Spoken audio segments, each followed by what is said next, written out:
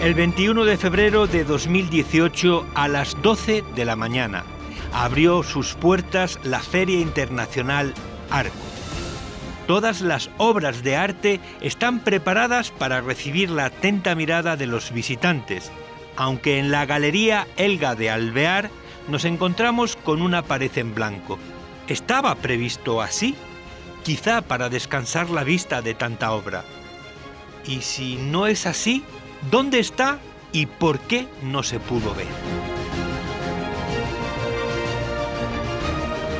El 26 de febrero a las 11 de la mañana, tan solo 5 días después, en las paredes en blanco de la Fundación Anselmo Lorenzo, se instalaban reproducciones de la obra censurada en Arco.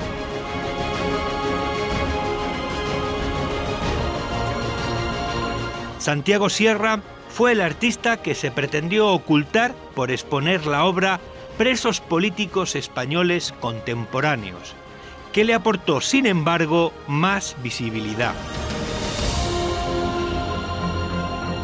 Muchas voces defienden la obra de Santiago Sierra, al mismo tiempo que cuestionan la calidad actual de la democracia en España y defienden la libertad de expresión como rasgo fundamental en un Estado democrático.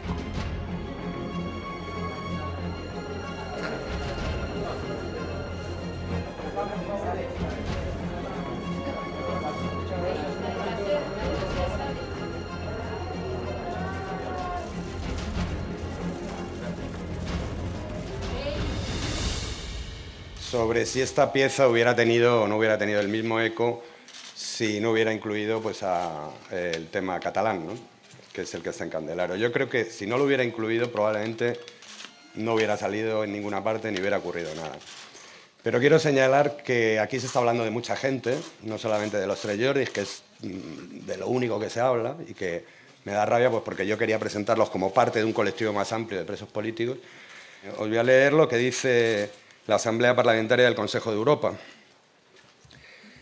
Para ellos, ellos dan 5 supuestos. Si cumples uno de ellos, pues eres preso político. Estos supuestos son que la detención haya sido impuesta en violación de una de las garantías fundamentales establecidas en el Convenio Europeo de Derechos Humanos. Bueno, las garantías son muchas, pero entre ellas está el derecho a la libertad de expresión, ¿no?, por citar alguno. Que la detención se haya impuesto por motivos puramente políticos sin relación con ningún delito, que por motivos políticos la duración de la detención o sus condiciones sean manifiestamente desproporcionadas con respecto al delito de que la persona ha sido declarada culpable o de la que se sospecha, que por motivos políticos la detención se produzca de manera discriminatoria en comparación con otras personas, o por último, que la detención sea el resultado de un procedimiento claramente irregular y que esto parezca estar conectado con motivos políticos de las autoridades. Todas las personas que hemos incluido aquí cumplen uno o varios de los motivos. Yo me parece que ya estuvo bueno lo de el tema de Arco, ya pasó, bendito sea Dios. Aquí de lo que se trata es de que se libere a los presos políticos y de que se deje de perseguir a los trabajadores culturales de una maldita vez. Yo soy licenciado en Bellas Artes y tuve una galería independiente llamada Legado Social en el año 93.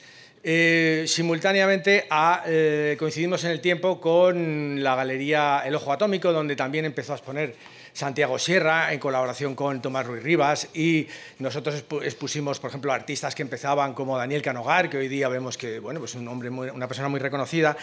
Y debo decir que en aquel Madrid que está en una permanente ebullición cultural de los 90, jamás llegamos a pensar que pudiéramos ver el panorama que estamos viendo ahora. Es decir, en ninguno de los cómics distópicos que hemos leído, de las películas distópicas que hemos visto, es decir, pues Watchmen como cómic, película Brasil de Terry Gilliam, Fahrenheit 451, en fin, sobran ejemplos. No se nos olvide el mítico libro 1984 de George Orwell. Pues todo aquello permanecía como en el campo de la ficción, ¿no? Pero estamos viendo cómo hoy día eso está pasando. El hecho de que una exposición en un país que se quiere llamar democrático se le aplica una exposición, la censura previa, que fue abolida por el propio Fraga y Iribarne en las postrimerías del franquismo, resulta extremadamente alarmante. Pensemos Por ejemplo, ¿qué pasaría si hoy día, cómo se juzgaría a don Francisco de Goya por un cuadro como Saturno devorando a sus hijos? Es un cuadro de maltrato infantil. O sea, ¿qué va a pasar ahí? No, señores, es arte. O ese que no me recuerdo el título, en que salen dos tipos dándose de garrotazos. Eso que es apología de la violencia más dura. Estamos viendo como Fariña. Es que en estos días se está desatando el apocalipsis memo, señores y señoras.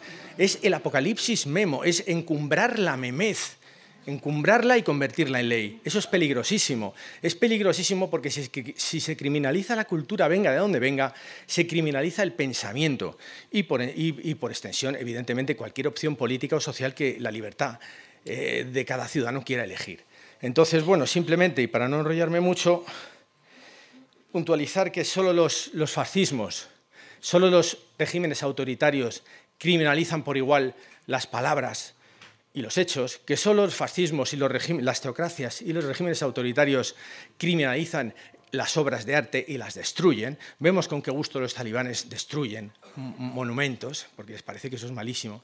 Entonces, nos invitaría a las autoridades a que hagan una reflexión que si esto se quiere llamar democracia, tiene que seguir unas normas que están escritas en Europa, en las leyes de la Unión Europea. Cada palmo de terreno que se pierde en el ámbito de derechos y libertades cuesta siglos volver a recuperar. Así que os invito a resistir con inteligencia, con creatividad y atreviéndose a pensar de un modo libre e independiente, porque como ciudadanos tenemos derecho y así lo reconocen las leyes internacionales. Deciros que la represión hacia este sindicato ha sido terrible. Ahora mismo tenemos alrededor de 600 compañeros imputados. Estamos, porque yo soy también imputado en varios casos, ¿no? 600 compañeros imputados con penas que piden de cárcel de más de 300 años y con casi 1 millón de euros de multa. Quiero decir que han intentado siempre amedrantarnos, tenernos dominados y, como siempre, ser los siervos del amo. Ese amo que Andalucía nos han querido tener pidiendo limosna, y nosotros, por desde Andalucía, decimos que los jornaleros las manos no las tienen para pedir limosna, las tienen para trabajar. Es raro un pueblo de Andalucía ahora mismo que algún jornalero del campo no haya pasado por los cuarteles de la Guardia Civil, de la policía o incluso del ejército, que también han detenido. Es decir, la lucha no es una cosa agradable y no es una historia que nos guste, sino que es una necesidad vital, y más en Andalucía, puesto que allí, como sabéis, la miseria es inmensa. Nosotros tenemos ahora en la actualidad, como bien sabéis, a un preso político que está ahí en el cartel, que es nuestro compañero Andrés Bódalo, que ha entrado a la cárcel, como decía el compañero, sin prueba ninguna y por una simple denuncia de un policía municipal, que era el que denunciaba de que habían agredido al alcalde en ese momento del pueblo. Todo eso desmontable. Lo que pasa es que ellos sí se fijan muy bien a quién tienen que ir encarcelando. Hasta ahora habían sido multas, detenciones y demás, pero esto se agrava y esto va a más. Ya han abierto la veda y ahora, tenemos procesados a un montón de gente. Incluso, como decía el compañero antes, se limitan solamente a fijarse en determinadas personas que destacan por su lucha para inculparlos y condenarlos. Yo, por ejemplo, en mi caso, yo estoy imputado por los famosos carritos que todos conoceréis cuando tomamos del Mercadona para señalar a los culpables de la miseria y señalarles y decir que Andalucía estaba pasando hambre, y yo no estaba allí. Pero a mí me conocían y yo estoy ahí con una petición de pena de cárcel por ese acto. La represión está en todas las democracias, en todas las formas de poder que legitiman, todos los gobiernos que legitiman el poder y la propiedad, cuentan con aparatos legales y jurídicos, con aparatos propagandísticos y con cuerpos represivos para sancionar y reprimir al pueblo, a cualquiera de nosotros, cuando el pueblo intenta autoorganizarse para exigir libertad, para exigir justicia, para luchar por el reparto de la riqueza. La Ley de Seguridad Ciudadana en lo que consiste es un arma de represión, principalmente económica, en tiempos de crisis y precariedad, provocando así autocensura, miedo, vaciamiento de las calles después del levantamiento político y la conciencia política que estalló con el 15M. Con su articulado ambiguo, para toda acción, hecho e incluso omisión pueda llegar a ser sancionable. Ya en 2016 hay más de 10 millones de euros de multas por falta de respeto a la autoridad. Estas infracciones fueron llevadas a cabo por llevar un bolsito con gatitos con las siglas ACAP, poner en redes sociales coches de policía mal aparcados, tener conversaciones en pastelerías o hablar de tú a un policía. Supongo que ahora estáis todas más tranquilas al saber que se multan estas cosas. La presunción de veracidad de las fuerzas y cuerpos de seguridad del Estado que impide que podamos denunciar las malas praxis policiales y los abusos de poder con ciertas garantías judiciales. Cuando hicieron la reforma del Código Penal, en realidad lo que estaban haciendo era un Código Penal del enemigo, donde claramente se ataca con dureza las ideas políticas, las amistades que tengas o los grupos a los que pertenezcas. Por ejemplo, es delito de odio comentar la brutalidad policial del 1 de octubre en Cataluña, pero no lo es insultar al presidente de eso racismo porque es negro, cuando el delito de odio se consideró y se pensó para protección de minorías. Es un ataque a los sentimientos religiosos hacer un chiste en televisión o un fotomontaje para Instagram, pero no lo es tanto si ciertos medios de comunicación del gobierno o afines al gobierno afirman que todos los musulmanes son terroristas. Se consideran amenazas reales letras de canciones de un vídeo de YouTube que lo ha visto 3 personas, pero se le quita importancia a estas amenazas si es una mujer la que acude a un juzgado a denunciar a su vecino o a su jefe. Las faltas de honor o calumnias, sobre todo si son a la corona, que aquí ya no nos ajustamos mucho a las recomendaciones internacionales ni tampoco al principio de la Constitución de donde todos somos iguales ante la ley. Aquí depende si tienes la sangre azul o roja. Pues, como decía, no es lo mismo hacer un comentario político, un comentario en un libro a un político del Partido Popular que hacer comentarios racistas o homófobos por un grupo de extrema derecha, porque ya se consideran cosas de la chavalería.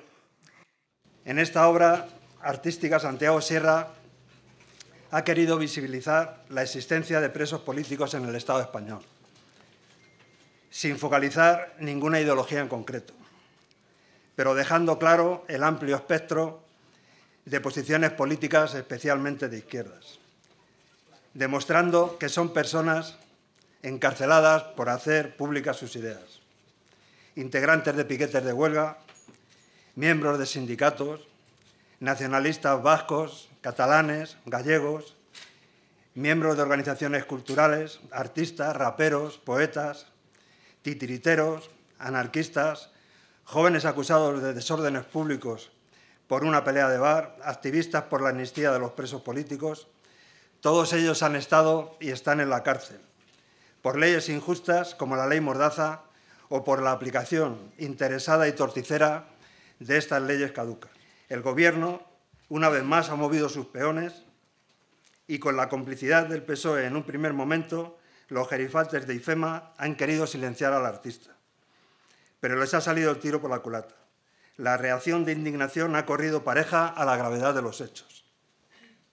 IFEMA ha pedido disculpas, pero lo ha hecho solo después de que los reyes se pasearan por Arco, sin las obras de Santiago Sierra.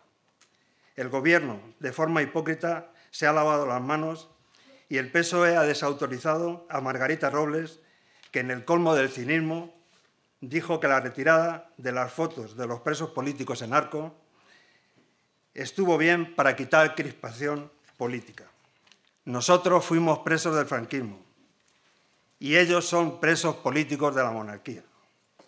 Sin lugar a dudas, la impunidad del franquismo, la no exigencia de responsabilidades judiciales a los responsables del golpe militar contra la República está en el origen de una judicatura con numerosos individuos e individuas ligados directamente a altos cargos de la dictadura franquista. Desde que estallaron las movilizaciones del 15M, esta práctica se ha convertido en algo recurrente. El Estado está haciendo uso de armas que no son nuevas, como es el miedo y la manipulación. Después de 5 años, con la incertidumbre y la vulnerabilidad y el peso de que te pueden condenar, con un burdo montaje policial que se basa exclusivamente en la palabra de la policía, no tiene ninguna prueba.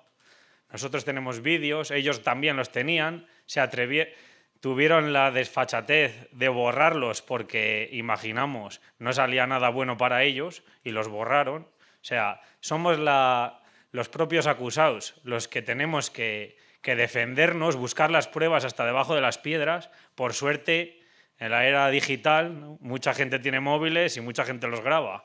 Y luego de ahí vino lo de la ley Mordaza, que prohibía grabar las estas. Esto es anterior, ¿no? Esto es del 2012.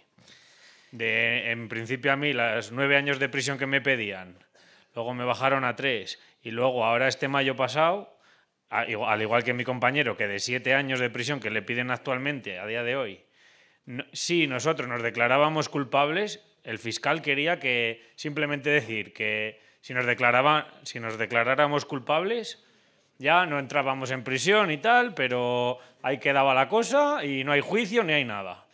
Pero es como si te dicen, oye, ¿usted ha matado a este? No, yo no he matado a nadie. Y dices, pues es que si te declaras asesino, pues te libras. Pero es que ahí te queda que tú eres un asesino. Santiago ha sido valiente, ha utilizado la expresión artística, ha utilizado el arte para visibilizar y dar voz a todos estos presos y presas políticas que el Estado español no reconoce y quiere esconder. En el tiempo que se ha hecho esta exposición y se ha ido a exponer, han encarcelado a otro joven por una pintada con un rotulador en un pueblo de Euskal Herria, en Amurrio, a Julen. Está también pendiente de entrar en prisión un cantante, un artista, un rapero, Valtonic. Y fijaros, esto en cuestión de una semana que ha sido ha sido censurada la exposición en Arco.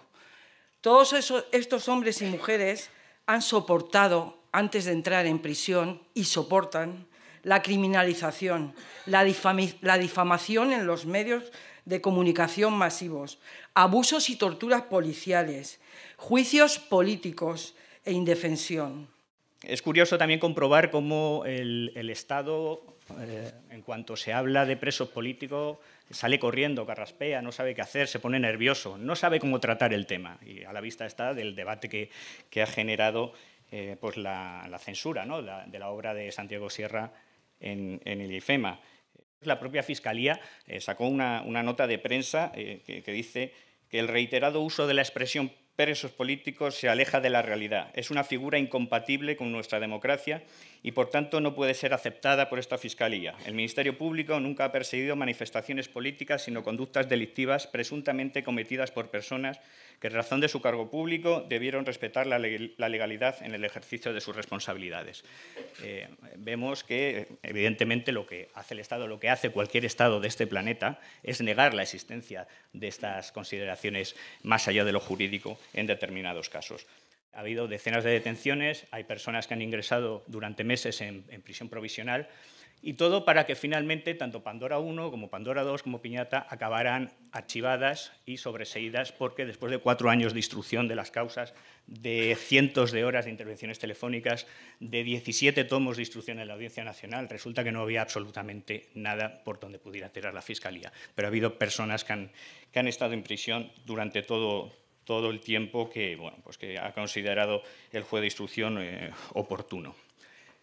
Si no hay una respuesta jurídica, si no hay una explicación jurídica a que estas personas hayan estado en prisión para luego que se archivara la causa, la única valoración que podemos hacer es que ha habido otras consideraciones no jurídicas que han permitido esto. Y le pasó también en un caso en concreto, la operación ICE, que está también dentro de lo que son las operaciones contra el movimiento anarquista, pero en este caso contra el colectivo Straight Chase. En este caso hubo una persona, Nahuel, no sé si conocéis el caso, que estuvo más de 1 año y medio en prisión, también acusado de pertenecer a una organización criminal, que en el registro de su casa lo más peligroso que se encontró fue una caja de cerillas, ¿no? Pese a ello, estuvo 1 año y medio en prisión y actualmente estamos a la espera de juicio. Sigue sin haber unas valoraciones jurídicas aceptables para que esto ocurriera, por lo tanto tenemos que acudir de nuevo a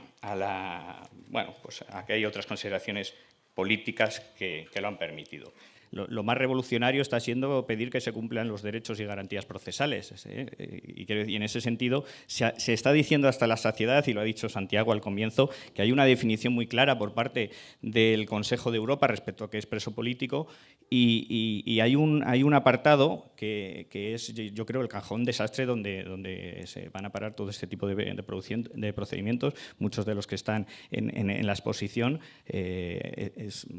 pues responden claramente a esta definición. Y es cuando la duración de la detención o las condiciones son claramente desproporcionadas respecto al delito de los que se les ha declarado culpable o se sospecha que fue cometido. Es decir, el criterio de proporcionalidad de la medida privativa de libertad respecto al delito del que están siendo acusados y el mantenimiento de esa prisión o las condiciones en las cuales se produce ese mantenimiento de la privación de libertad nos pueden dar una idea un poco de lo que se considera o se puede llegar a considerar preso político.